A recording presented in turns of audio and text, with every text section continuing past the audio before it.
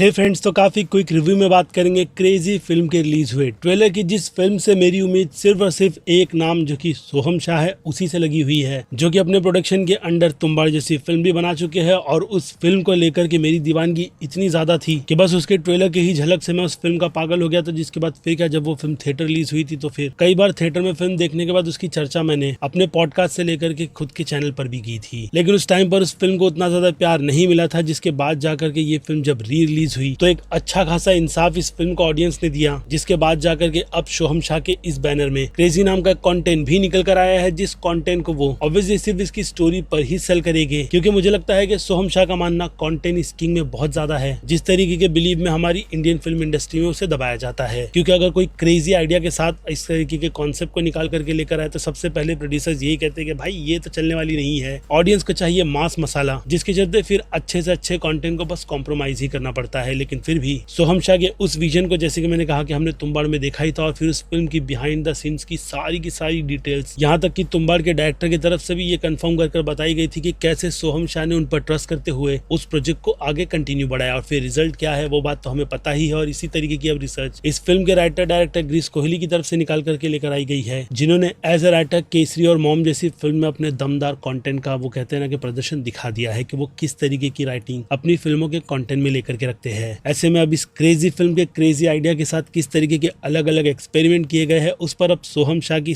Trailer की release की पकड़ की बात करूं तो भाई इसमें डेफिनेटली बहुत जिगरा चाहिए कि आप खुद के बलबूते पर एक ऐसी स्टोरी को सामने लेकर के आओ जिसकी सबसे पहले तो प्रेजेंटेशन, यानी कि पहले मार्केटिंग टीम की बात करूं तो उसके लिए तो बहुत ही अच्छे से अच्छा एफर्ट डालते हुए अलग अलग चीजों को काफी अच्छी तरीके से ट्राई किया जा रहा है, ताकि ऑडियंस इस फिल्म के कंटेंट को समझे, वो भी ना समझते हुए। क्योंकि अभिमन्यु चक्रव्यूह में फंसा है, जिसका जवाब जानने के लिए हमें तो थिएटर ही जाना होगा। लेकिन इस पूरे समा को बनाने के लिए फिल्म के पहले टीजर में जो गाने को भाई बहुत ही अच्छी तरीके से यूज किया गया था, उसे देख करके काफी ज्यादा सुकून मिल रहा था। और अब यहाँ पर कल्लू मामा जैसे सॉन्ग को भाई फिर से रिक्रिएट कर इस ट्रेलर ने मुझे लगता है कि मेरे लिए या फिर कहूँ कंटेंट ऑडियंस देखने वालों के लिए काफी अच्छा सा समा बनाया है। क्योंकि अब इन सब में एक जो काफी बड़ी मिस्ट्री निकल कर आती है इस फिल्म को लेकर के, वो यही है कि इस फिल्म की कहानी एक किडनैपिंग से शुरू होकर के कहाँ जा रही है, जिस चक्रव्यूह में शायद से अभिमन्यु फंसते हुए अपने पास प्रेजेंट इन सारी चीजों को भी एक्सप्लोर करने वाला है। क्योंकि रिमेंबर के ट्रेलर में बताया गया है कि वो एक टेरिबल फादर है, यानी शायद से यहाँ पर उसे उसकी रिस्पॉन्सिबिलिटी भी याद दिलाई जाएगी। तो वहीं दूसरी तरफ ट्रेलर के एंड में वो जो छोटी सी कॉमेडी का फ्लेवर डाला गया है भाई, वो भी काफी ज्यादा फनी था, जिसमें मैं अब इतने साल बाद सोहम शाह के रिटर्न को वो भी बड़ी स्क्रीन पर अच्छे कंटेंट के साथ ही चाहता था, जो कि अब मुझे लगता है कि क्रेजी फिल्म है, जिसका फिलहाल तो अब इस ट्रेलर देखने के बाद वेट नहीं हो रहा। बाकी देखते हैं कि फिल्म जब 28 फेब को थिएटर रिलीज होगी तो तब ये फिल्म अपनी कहानी के माध्यम से हमें कितना क्रेजी करती है। क्योंकि मैं तो हर बार की तरह first day first show content lover के हिसाब से इस फिल्म को देखने के लिए जाऊंगा ही। बाकी आप अपनी राय मुझे कमेंट में लिखकर बताइएगा, क्या आप इस अभिमन्यु की चक्रव्यूह में फंसते हुए उसकी इस जर्नी को, जो कि एक्चुअल में थ्रिल राइड से भरी पड़ी है, पूरी तरीके से एक्साइटेड हो भी या नहीं। क्योंकि मुझे लगता है कि फिल्म के टीजर से लेकर के ट्रेलर में किसी भी तरीके की कमी रखी गई है कि फिल्म अपने कंटेंट में जरा से भी फीकी पड़ रही है। यानी अब बारी हमारी बनती है कि हम इस कंटेंट को काफी दिलो जान से सपोर्ट करते हुए फिर से कंटेंट को ही जगह दे, जिससे रिलेटेड मैंने अपना ओपिनियन आपको दे दिया है। बाकी अब बनती है आपकी राय, जो कि आप भी मुझे काफी क्रेजी करते हुए कमेंट में लिखकर बताइएगा।